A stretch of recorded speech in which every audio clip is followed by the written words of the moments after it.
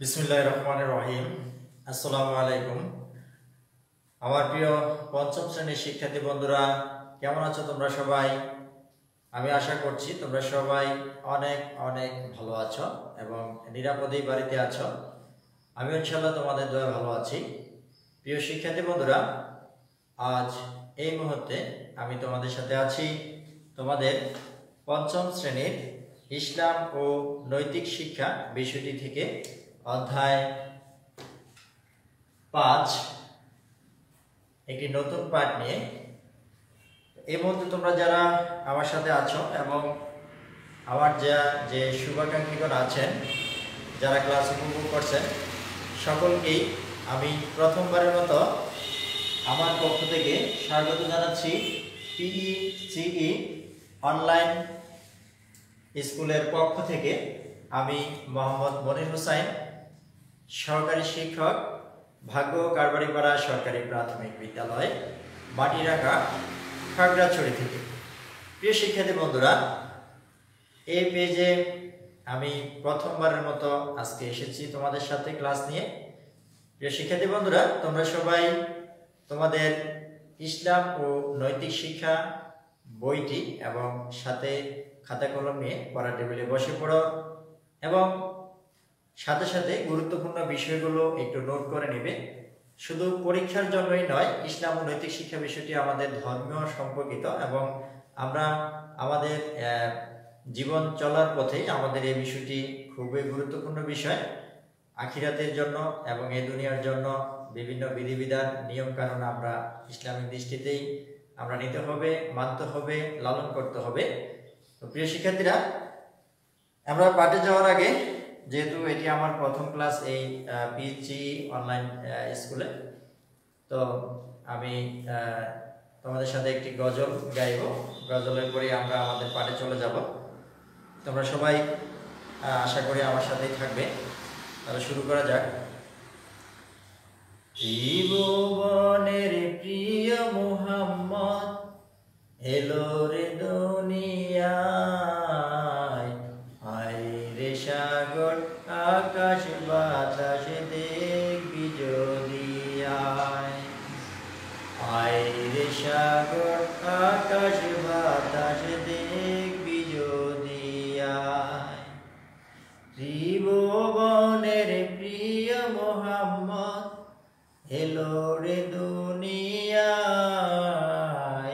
আয় রে সাগর আকাশ বাতাস দেখবি যদি আয়, আয় রে সাগর আকাশ বাতাস দেখবি যদি আয়। ধুলির দরা বেহেশতে আজ জয় করিল দিল রে লাজ, ধুলির দরা বেহেশতে আজ জয় করিল দিল রে লাজ। আজকে খুশির ঢল নেমেছে, আজকে খুশির ঢল নেমেছে দোসর সাহারায়, আয় রে সাগর আকাশ বাতাস দেখবি যদি আয়, আয় রে সাগর আকাশ বাতাস দেখবি যদি আয়। দেখ আমিনা মায়ের কোলে ধুলে শিশু ইসলাম ধুলে, দেখ আমিনা মায়ের কোলে ধুলে শিশু ইসলাম ধুলে।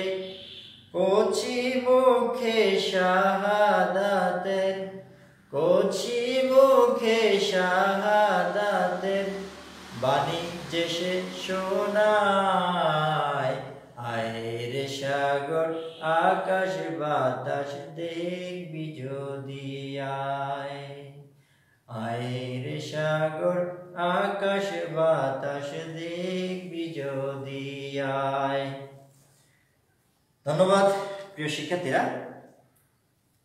আজকের এই গজলটি থেকেই তোমরা বুঝতে পারছো যে আজ আমরা কি বিষয় নিয়ে আলোচনা করতে যাচ্ছি। হ্যাঁ প্রিয় শিক্ষার্থীরা, আজ আমরা আলোচনা করতে যাচ্ছি আমাদের প্রিয় নবী প্রাণের নবী এবং সর্বশেষ নবী হযরত মুহাম্মদ সাল্লাল্লাহু আলাইহি সাল্লাম সম্পর্কে। প্রিয় শিক্ষার্থীরা, তোমরা সবাই পাঠের বিষয়বস্তুটি লিখে নাও।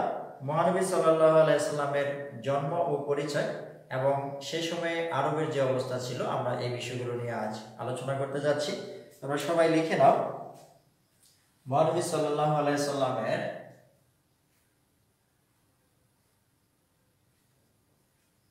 মহানবী সাল্লাল্লাহু আলাইহি সাল্লামের জন্ম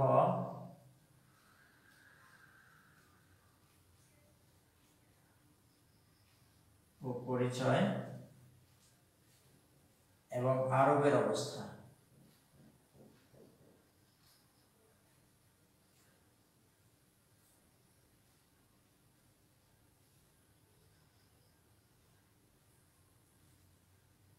শিক্ষার্থীরা, তাহলে আজ আমরা আলোচনা করব মহানবী সাল্লাল্লাহু আলাইহি সাল্লামের জন্ম ও পরিচয় এবং আরবের অবস্থা সম্পর্কে। শিক্ষার্থীরা, তোমরা সবাই পাঠের বিষয়বস্তুটি লিখে নাও।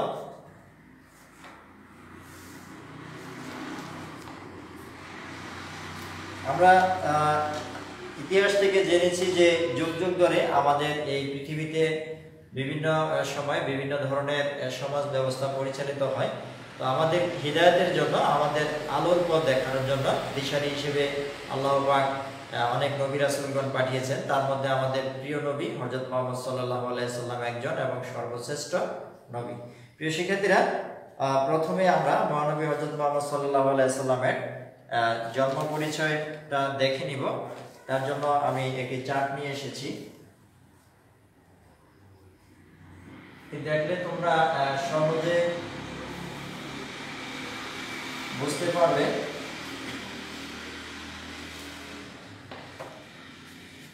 শিক্ষার্থীরা, মাঝখানে লেখা আছে মহানবী সাল্লাল্লাহু আলাইহি সাল্লাম এবং এখানে মহানবী সাল্লাল্লাহু আলাইহি সাল্লামের জন্ম সম্পর্কিত সকল তথ্য দেওয়া আছে। আমরা এক নজরে দেখলেই সহজে বুঝতে পারবো যে জন্ম হচ্ছে 570 খ্রিস্টাব্দ। 570। এখানে লেখা আছে আব্দুল মুত্তালিব হচ্ছে মহানবী সাল্লাল্লাহু আলাইহি সাল্লামের দাদা। কুরাইশ হচ্ছে মহানবী সাল্লাল্লাহু আলাইহি সাল্লাম যে বংশে জন্মগ্রহণ করেছিলেন সেই বংশ হচ্ছে কুরাইশ বংশ এবং সেটা ছিল মক্কা নগরীর কুরাইশ বংশ। এজন্য জন্মস্থান হচ্ছে মক্কা। আব্দুল্লাহ হচ্ছেন মহানবী সাল্লাল্লাহু আলাইহি সাল্লামের পিতা। আমিনা হচ্ছেন মহানবী সাল্লাল্লাহু আলাইহি সাল্লামের মাতা এবং হালিমা হচ্ছে আমাদের প্রিয় নবীর ধুতমা। আর এখানে সর্বশেষ যেটি আছে মৃত্যু 632 খ্রিস্টাব্দে আমাদের প্রিয় নবী মৃত্যুবরণ করেছিলেন।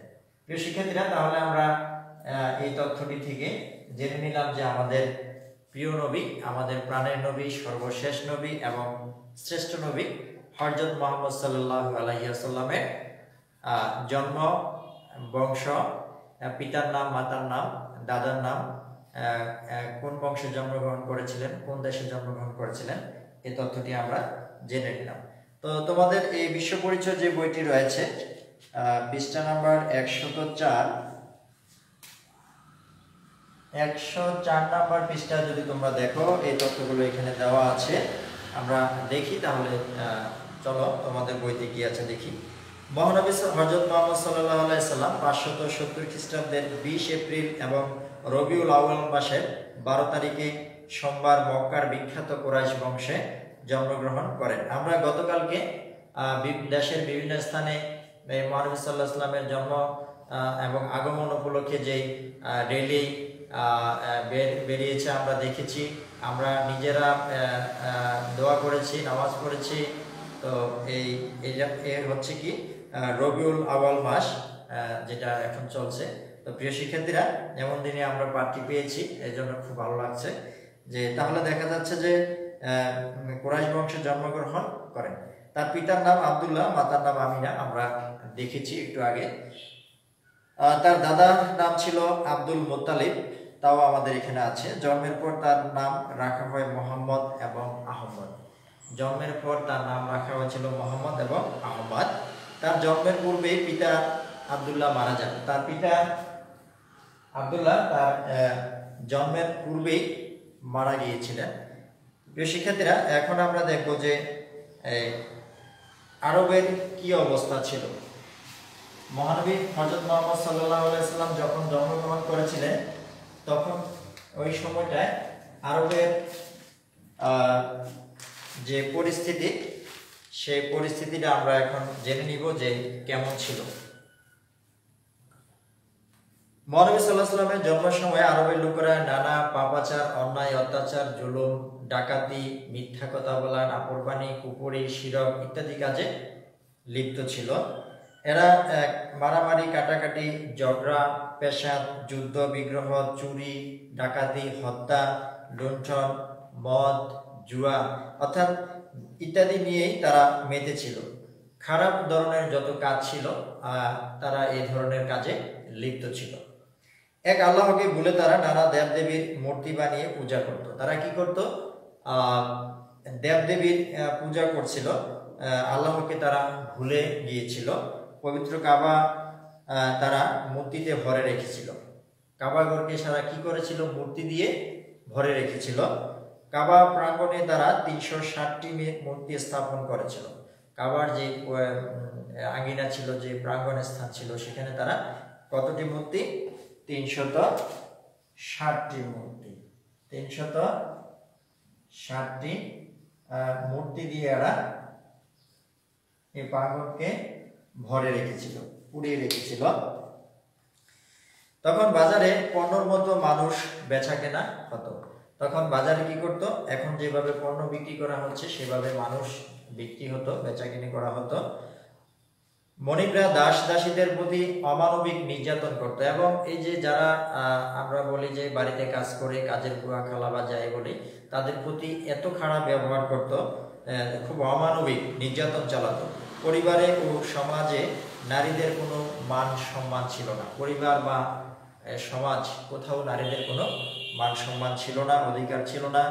সে সময় কন্যা শিশু জন্মগ্রহণ করা পিতামাতার জন্য খুবই অপমানের বিষয় ছিল। মানে যদি শুনতো যে কন্যা শিশু জন্মগ্রহণ করেছে, তাহলে ব্যাপারটি এমন অবস্থায় দাঁড়িয়েছে যে মানে অপমানের, কারণ সমাজে তাদের কোনো অধিকার ছিল না নারীদের, মেয়েদের। তো এই জন্য এই ব্যাপারটি বলা হচ্ছে যে খুবই অবমাননাকর ছিল, অপমানজনক বিষয় ছিল। মেয়ে শিশুর নিষ্ঠুরভাবে মেয়ে শিশুদেরকে কি করা হতো? জীবন্ত মাটিতে পুঁতে রাখা হতো। মানে কত কঠিন অমানবিক কাজ যে মেয়েদেরকে জীবিত পুঁতে ফেলা হতো। তাদের আচার আচরণ ছিল বর্বর ও মানবতা বিরোধী। মানবতা বলতে তখন কোনো কিছুই ছিল না, এমনই ছিল আরবের তখনকার সমাজ ব্যবস্থা। এ সময় মানুষের জানমালের কোনো নিরাপত্তা ছিল না, মানুষের জীবন জানমাল এর কোনো নিরাপত্তা ছিল না। মদ পান, জুয়া খেলা, সুদ, ব্যভিচার, অন্যায় ছিল তখনকার লোকদের নিত্য নৈমিত্তিক ব্যাপার। মানে এটা কোনো কিছুই না, স্বাভাবিক একটা অবস্থান ছিল। প্রতিনিয়তই এই ধরনের ঘটনা ঘটত। কুসংস্কার ও পাপ পঙ্কিলতার অতল তলে নিমজ্জিত ছিল তারা। কুসংস্কারে বিশ্বাসী ছিল তারা, কুসংস্কার বিশ্বাস করত। সে সময়কে বলা হয় আইয়ামে জাহিলিয়া। প্রিয় শিক্ষার্থীরা, তাহলে আমরা জানতে পারলাম যে আইয়ামে জাহিলিয়া কাকে বলা হয়, আইয়ামে জাহিলিয়ার যুগ কোনটি, বা এটাকে আরো বলা হতে পারে আইয়ামে জাহিলিয়া বা মুখ্যতার যুগ। মানবতার এই চরম দুর্দিনে আল্লাহ তাআলা তার বন্ধু সর্বকালের শ্রেষ্ঠ মানব হযরত মুহাম্মদ সাল্লাল্লাহু আলাইহি সাল্লামকে পাঠালেন বিশ্ব মানবতার শান্তিদূত হিসেবে, পথহারা মানুষকে সত্য, সুন্দর, ন্যায়, ধর্ম ইত্যাদির পথে পরিচালিত করার জন্য। প্রিয় শিক্ষার্থীরা, তাহলে আমরা জানলাম যে আমাদের প্রিয় নবী, আমাদের শ্রেষ্ঠ নবী, প্রাণের নবী হযরত মুহাম্মদ সাল্লাল্লাহু আলাইহি ওয়াসাল্লামকে কখন এই দুনিয়াতে আল্লাহ পাক পাঠিয়েছিলেন, তো এবং কেন পাঠিয়েছেন আমরা তাও জেনে নিলাম। তো তৎকালীন যে আরবের যে অবস্থা ছিল মানুষের, সেই সমস্যাগুলো আমরা দেখলাম। প্রিয় শিক্ষার্থীরা, তাহলে আমরা জানলাম যে আমাদের প্রিয় নবী রবিউল আউয়াল মাসের 12 তারিখে জন্মগ্রহণ করেছিলেন। দিনটি ছিল কি বার? সোমবার। মক্কার কুরাইশী বংশে জন্মগ্রহণ করেছিলেন। প্রিয় শিক্ষার্থীরা, তাহলে আমরা আজকের পাঠ থেকে কয়েকটি শূন্যস্থান অনুশীলন করব। সবাই চেষ্টা করবে।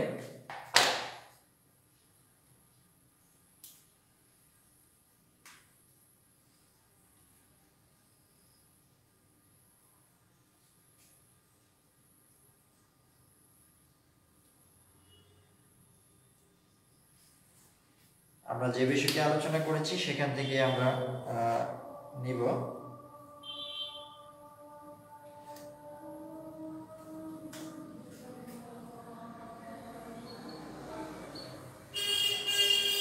মহানবী সাল্লাল্লাহু আলাইহি ওয়াসাল্লাম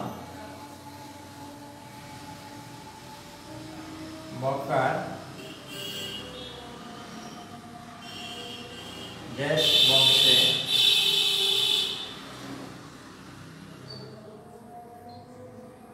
জন্মগ্রহণ করেন। একটি কাজ আমরা নিয়েছি, আরো কয়েকটি নিব।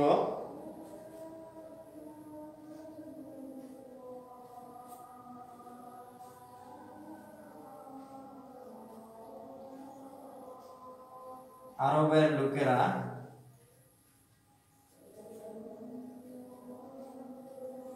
নানা দেশ কাজে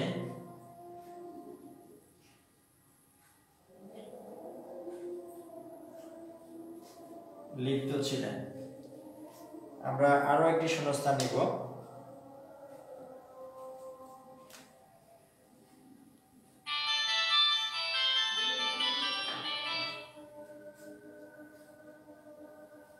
পবিত্র কাবা ঘরে তারা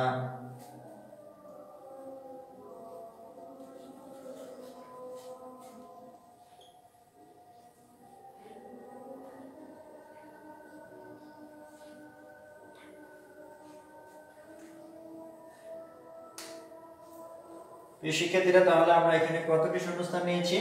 3টি। প্রথম যেটি আছে, 1, মহানবী সাল্লাল্লাহু আলাইহি ওয়াসাল্লাম মক্কার দেশ বংশে জন্মগ্রহণ করেন। মহানবী সাল্লাল্লাহু আলাইহি ওয়াসাল্লাম মক্কার দেশ বংশে, কোন বংশে? আমরা আমাদের পাঠে জেনেছি এবং চার্ট থেকে দেখেছি কুরাইশ বংশে, তাই না বন্ধুরা? মহানবী সাল্লাল্লাহু আলাইহি ওয়াসাল্লাম মক্কার কুরাইশ বংশে জন্মগ্রহণ করেন। 2, আরবের লোকেরা নানা দেশ কাজে লিপ্ত ছিলেন। নানা কি কাজে? নানা পাপের কাজে। আমাদের পাঠ থেকে আমরা জেনেছি আজ যে নানা পাপের কাজে লিপ্ত ছিলেন। 3, পবিত্র কাবা ঘরে তারা দেশ ভরে রেখেছিলেন। কি ভরে রেখেছিলেন তারা? পবিত্র কাবা ঘরে তারা মূর্তিতে ভরে রেখেছিলেন।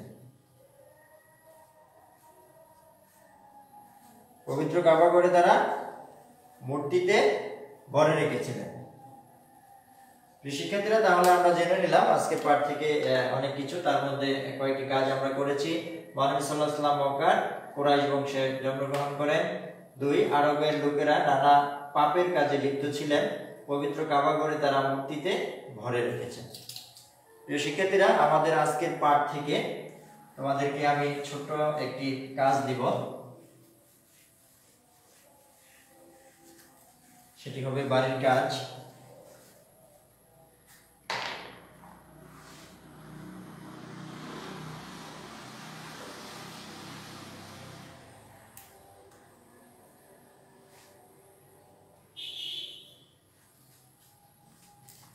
বাড়ির কাজটি তোমরা বাড়িতে করবে।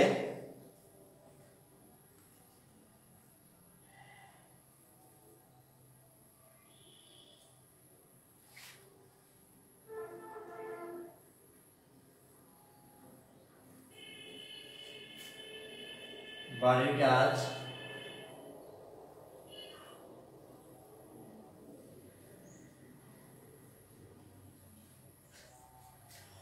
হযরত মুহাম্মদ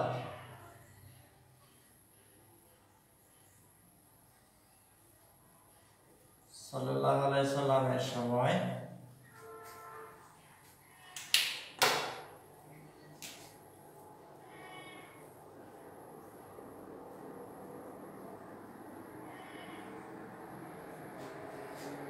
সময়ে আরবের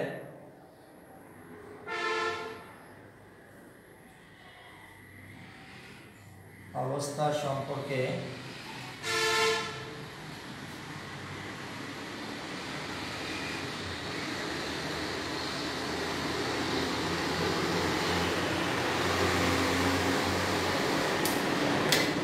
শিক্ষার্থীরা বাড়ির কাজ হযরত মুহাম্মদ সাল্লাল্লাহু আলাইহি সাল্লামের সময়ে আরবের অবস্থা সম্পর্কে 5টি বাক্য লেখো, অর্থাৎ 5 বাক্যে আরবের যে অবস্থা ছিল তখন সে বিষয়টি তোমরা লিখবে। শিক্ষার্থী বন্ধুরা, শুধু পরীক্ষার জন্যই নয়, আমাদের ব্যক্তিগত জীবনে ইসলামিক জীবন পরিচালনার জন্য, আমাদের ইতিহাস ঐতিহ্য জানার জন্য এই বিষয়টি খুবই গুরুত্বপূর্ণ। তোমরা সবাই বাড়িতে নিরাপদে থেকে কাজগুলো করবে, তাহলে আমাদের এই যে কষ্ট সেটা সফল হবে। তো প্রিয় শিক্ষার্থীরা, তোমাদের সুস্বাস্থ্য কামনা করে আজকের মতো এখানে শেষ করলাম। ধন্যবাদ সবাইকে।